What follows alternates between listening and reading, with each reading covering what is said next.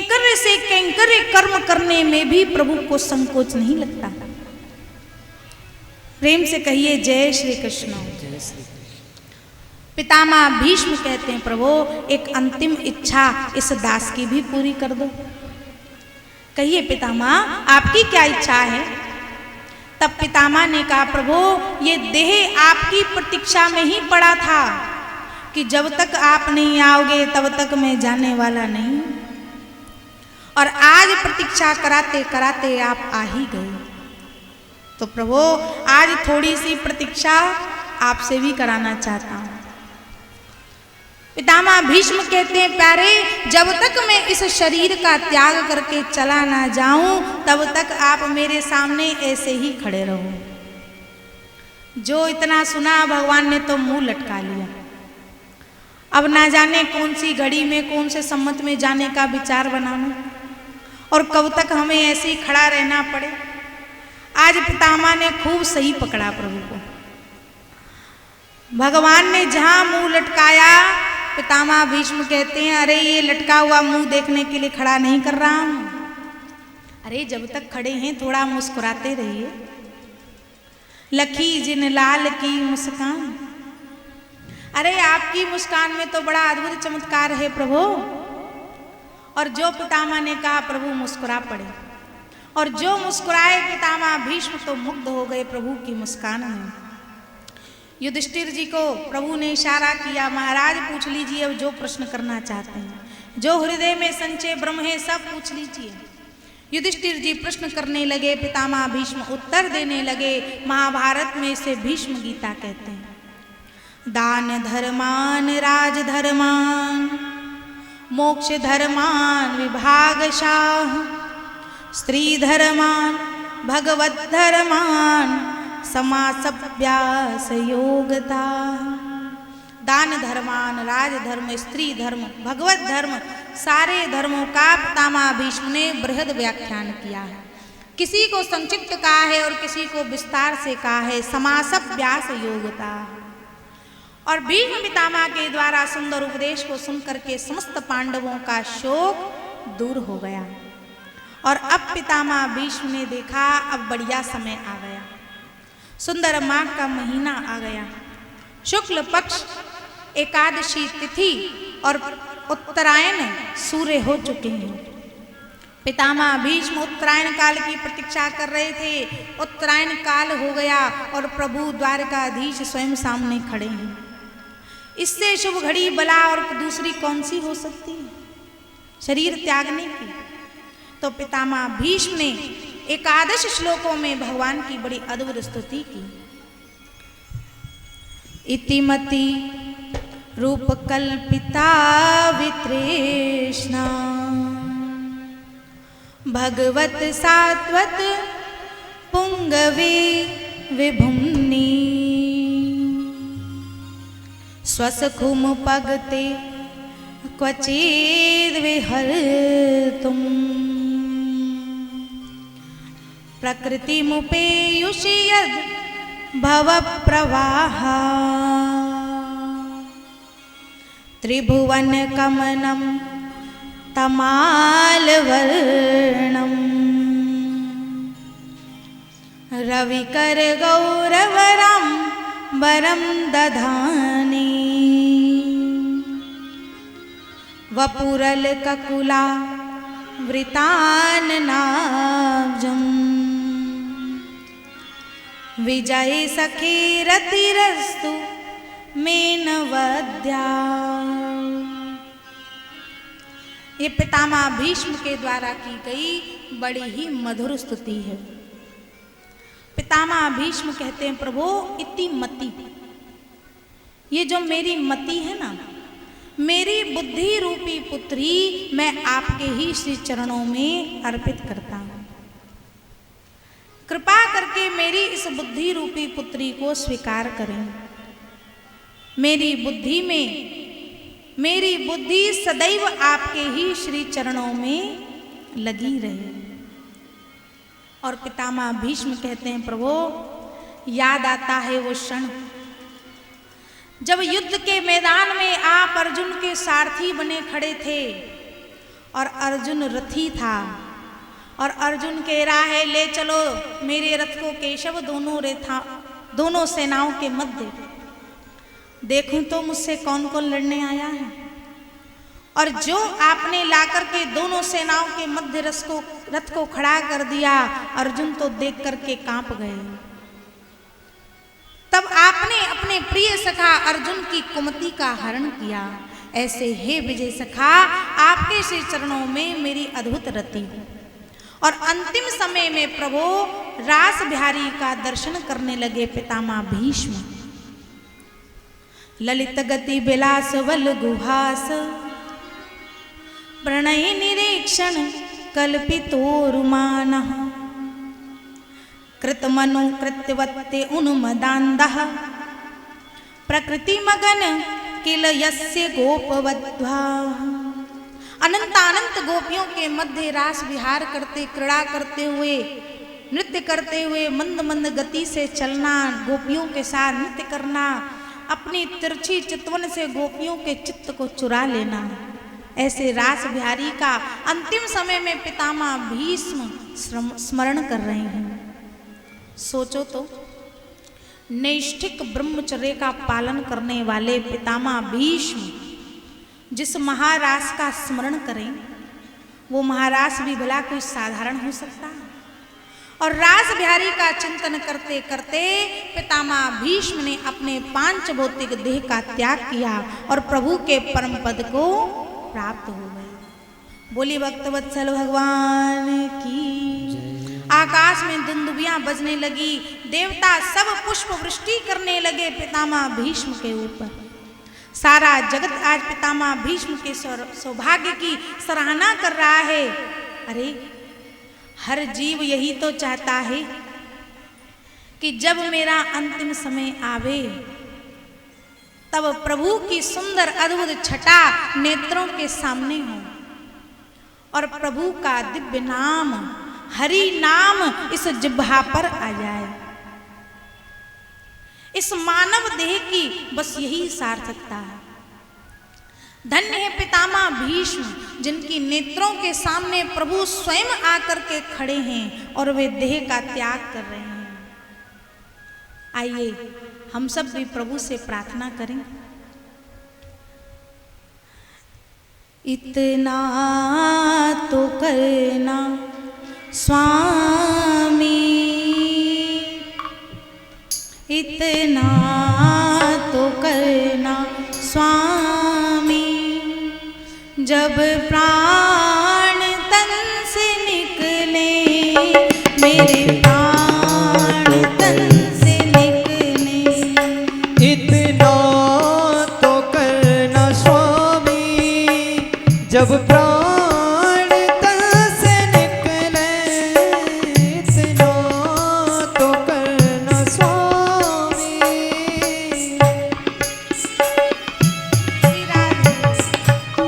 सब भाव से, प्रेम से, हृदय से प्रार्थना करें प्रभु से।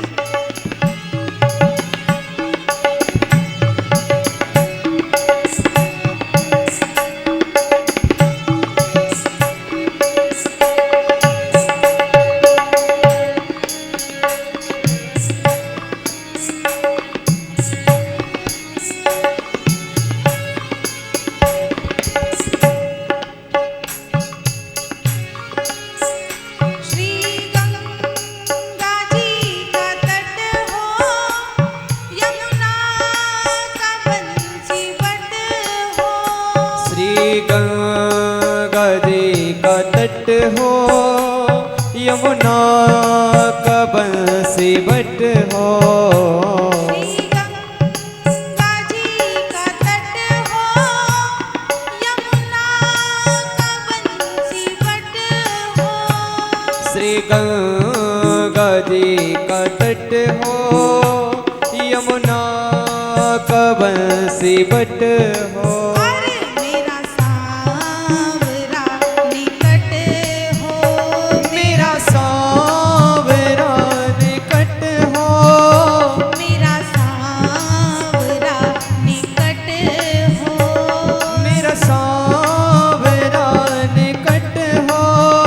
जब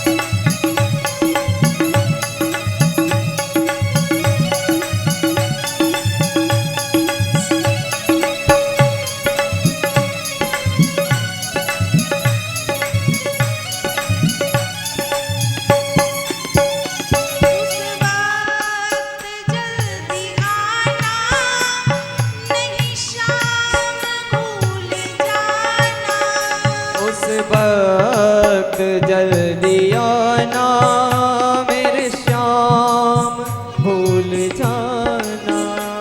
उस वक्त जल्दी आना नहीं श्याम भूल जाना।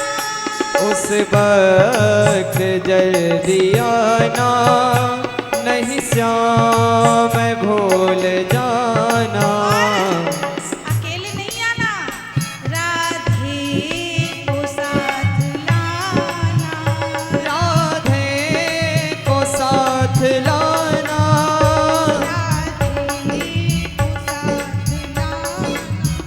राधे को साथ लाना।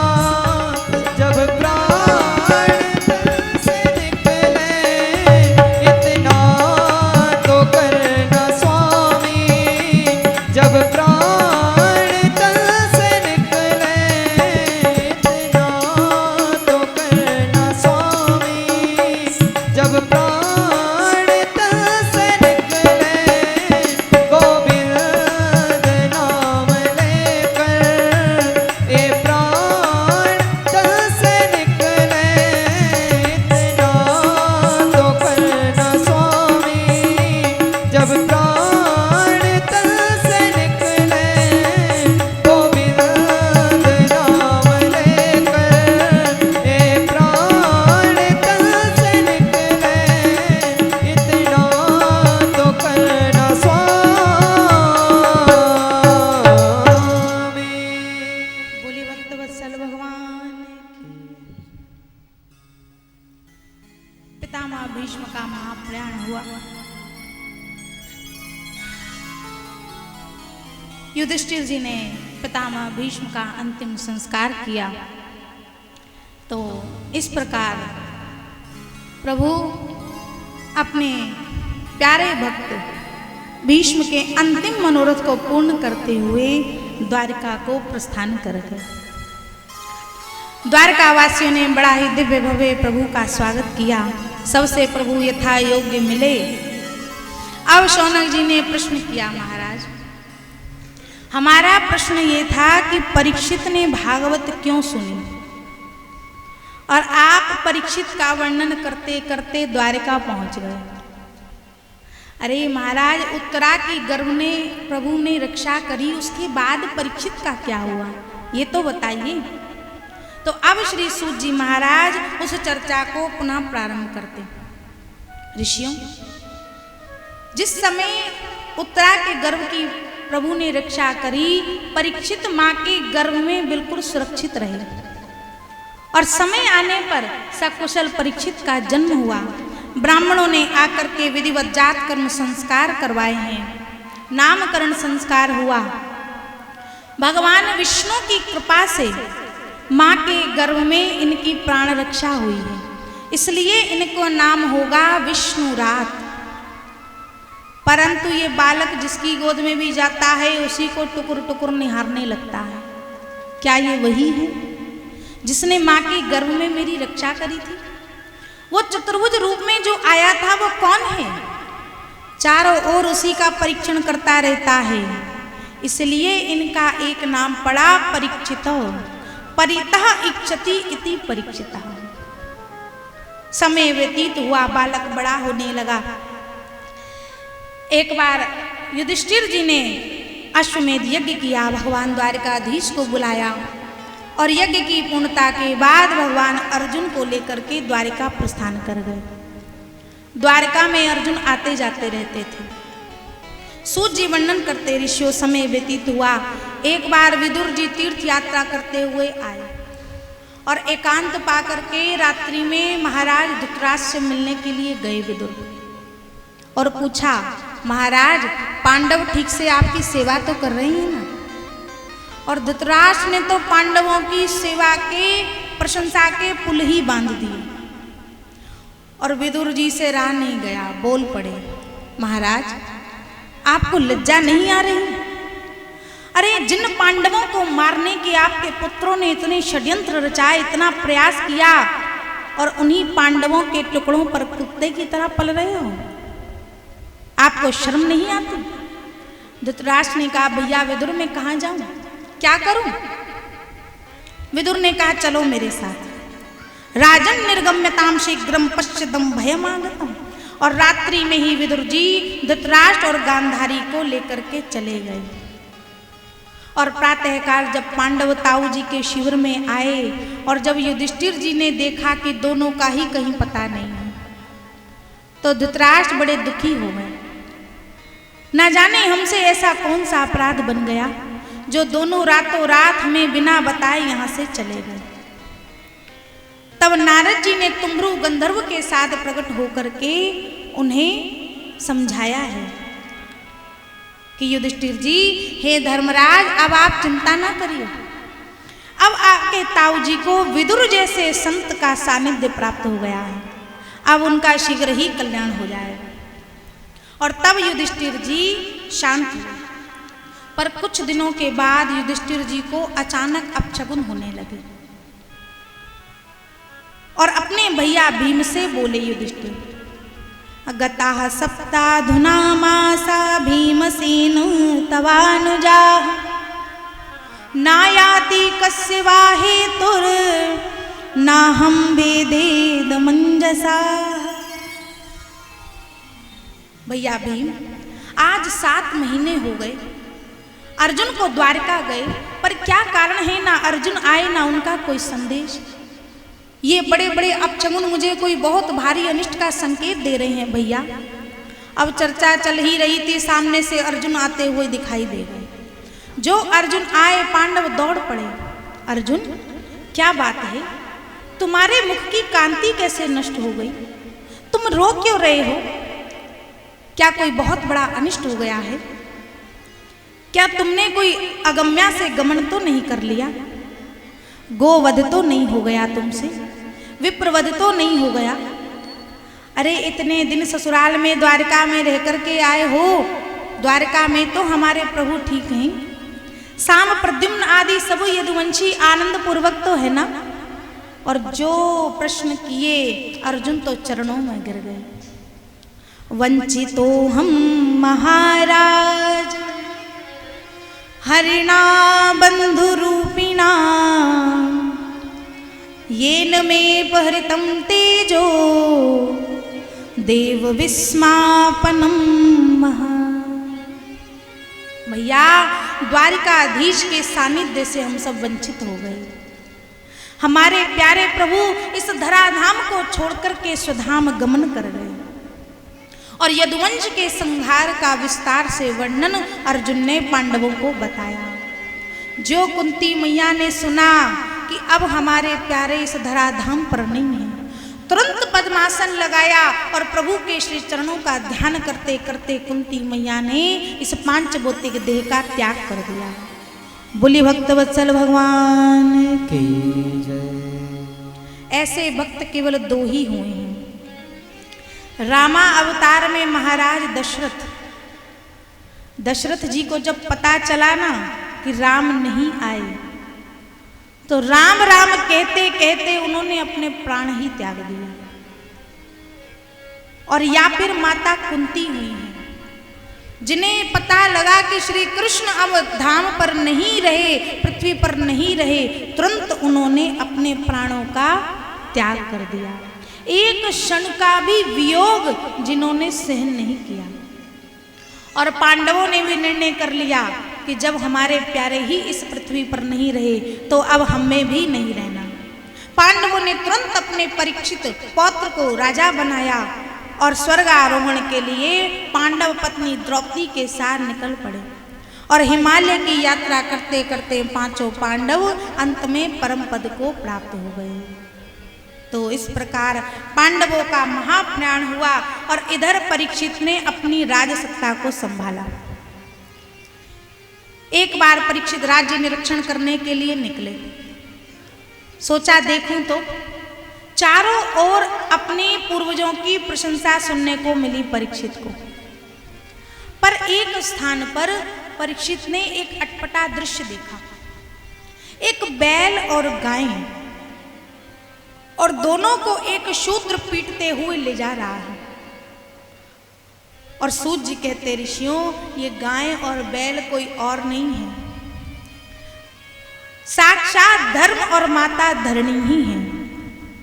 बैल के 3 पैर टूट चुके हैं, बेचारा एक पैर से बड़ी मुश्किल से घिसड़ घिसड़ करके चल रहा है, और गौ माता भी दोनों नेत्रों से अश्रुपात करती चल रही है, और दोनों एक दूसरे से बात कर रहे हैं। ऋषभ ने कहा माता आप रो क्यों रही हैं? आपको क्या कष्ट है? मेरे 3 पैर टूट गए हैं, क्या मेरे दुख से आप दुखी हैं? या फिर हमारे प्यारे प्रभु श्री कृष्ण इस धराधाम को छोड़ करके चले गए हैं, क्या उनका वियोग आपसे असहनीय हो रहा है? तब गाय बनी माता पृथ्वी ने कहा हे धर्मदेव मैं आपके दुख से दुखी हूं, क्योंकि सतयुग में आपके 4 पैर थे, सत्य शौच दया और दान, पर त्रेता आते आते आपके 1 पैर टूट गया, केवल 3 ही रह गए। इसलिए युग का नाम पड़ा त्रेता, क्योंकि त्रेता में युग के 3 पैर थे। और जब द्वापर आया तो 1 पैर और टूट गया, इसलिए युग का नाम पड़ा द्वापर। और कलयुग में तो केवल धर्म का 1 ही पैर बचा है, और वो है सत्य। सत्यमेव जयते, पर धीरे धीरे अब वह चरण भी उखड़ रहा है। मैं आपके दुख से दुखी हूं, क्योंकि मेरे ऊपर जब धर्म की ध्वजा लहराती है तब मैं प्रसन्न होती हूं, पर धीरे धीरे युग बदलते बदलते धर्म का लोप होता जा रहा है। और परीक्षित दोनों के संवाद को सुन रहे थे, इतने में ही वे राजवेशधारी शूद्र आया और गाय बैल को फिर से पीटने लगा। जो परीक्षित ने देखा क्रोधित हो गए, ए दुष्ट, म्यान में से तलवार निकाल ली, मेरे राज्य में इन निरपराधों पर अत्याचार करने वाला ये दुष्ट कौन है? अरे जिन गायों की रक्षा करने के लिए मेरे गोविंद गोपाल बनकर के आए, गैया चराने के लिए बिना जूता चप्पल के वन वन विचरण किए, कि जब मेरी गौ माता चप्पल धारण नहीं करती तो मैं क्यों करूं? और ऐसी गौ माता के प्रेमी प्रभु श्री कृष्ण जब इस धराधाम को छोड़ करके चले गए, गौ माता आप चिंता ना करो, अरे प्रभु परम धाम गमन कर गए तो क्या हुआ, अभी परीक्षित तो जिंदा है। और परीक्षित ने तलवार निकाली, दुष्ट पर जो प्रहार करना चाहा, दीनवत् शरणम गता, दीनहीन होकर के वे शरण में आ गया। त्राहि माम, महाराज मैं आपकी शरण में हूं, मेरी रक्षा करें। और शरणागत की रक्षा करना छात्र धर्म है। यही विचार करके परीक्षित ने कलयुग को छोड़ दिया, किंतु परीक्षित ने कहा कि तुम मेरे राज्य को छोड़ करके कहीं अन्यत्र चले जाओ। कलयुग ने कहा प्रभु महाराज मैं आपके राज्य में कहां जाऊं, क्योंकि इस संपूर्ण पृथ्वी पर इस समय एक छत्र आपका ही राज्य है। आप स्वयं ही मुझे रहने के लिए कोई स्थान दे दे, मैं वचन देता हूं आप जहां कहोगे केवल वहीं रहूंगा। तब परीक्षित ने कलयुग को रहने के लिए 4 स्थान दिए हैं। देखिए कलयुग में भी कलयुग सर्वत्र नहीं है।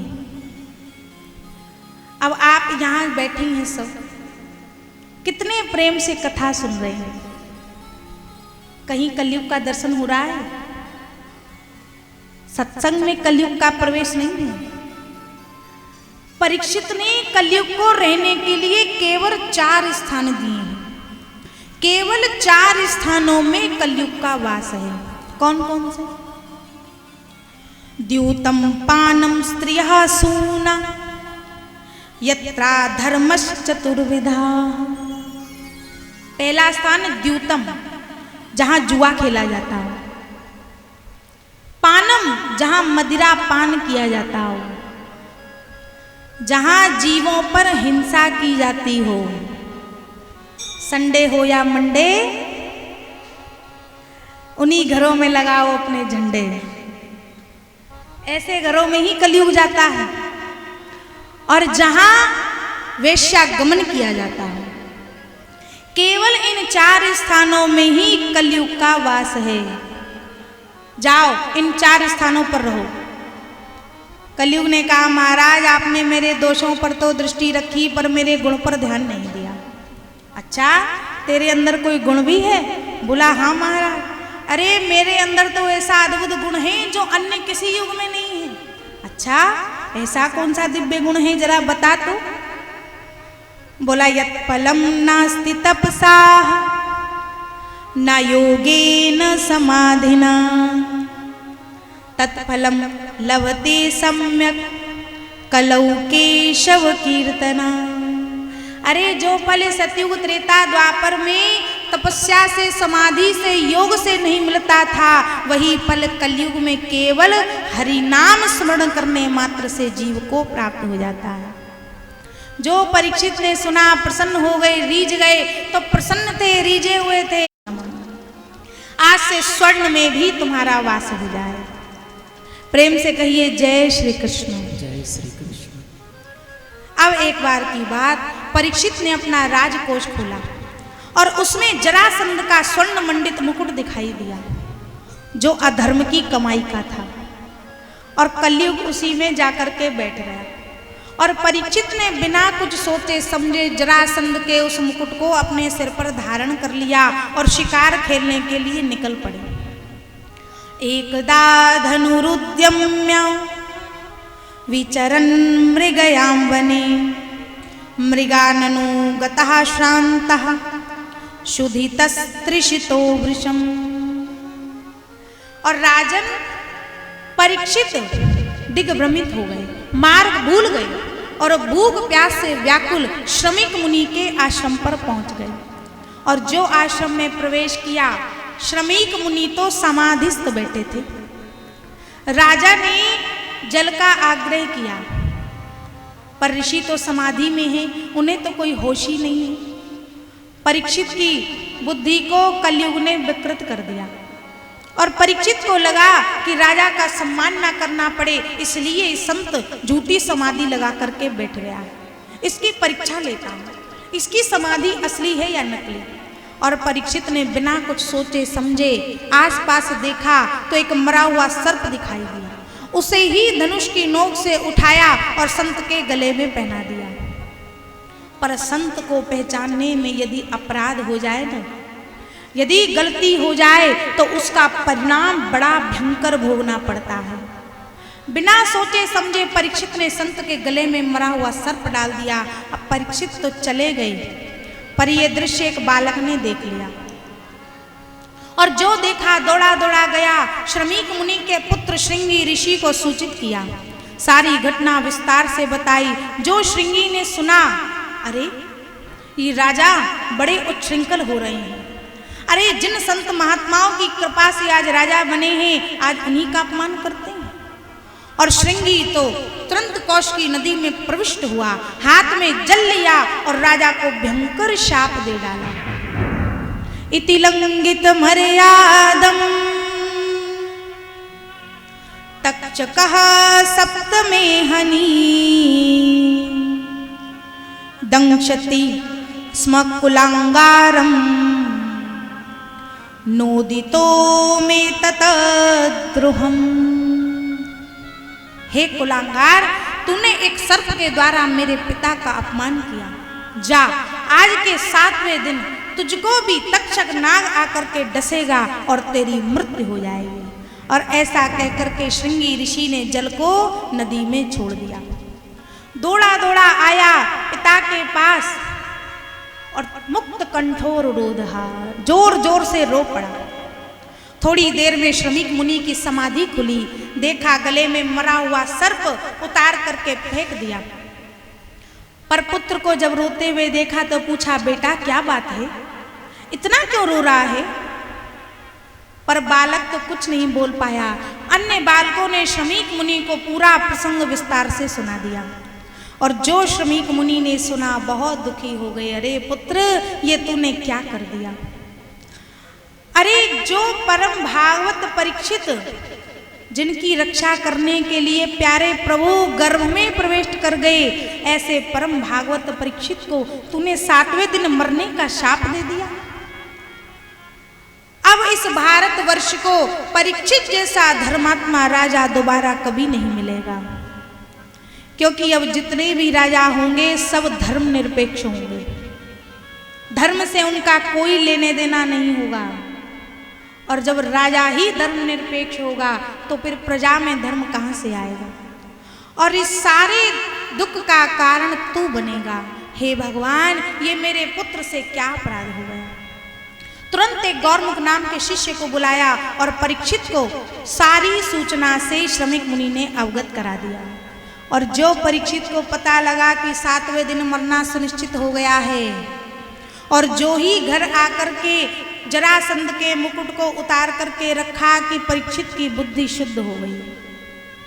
पश्चाताप करने लगे परीक्षित, अरे ये मुझसे आज क्या हो गया? एक संत का मैंने अपराध कर दिया।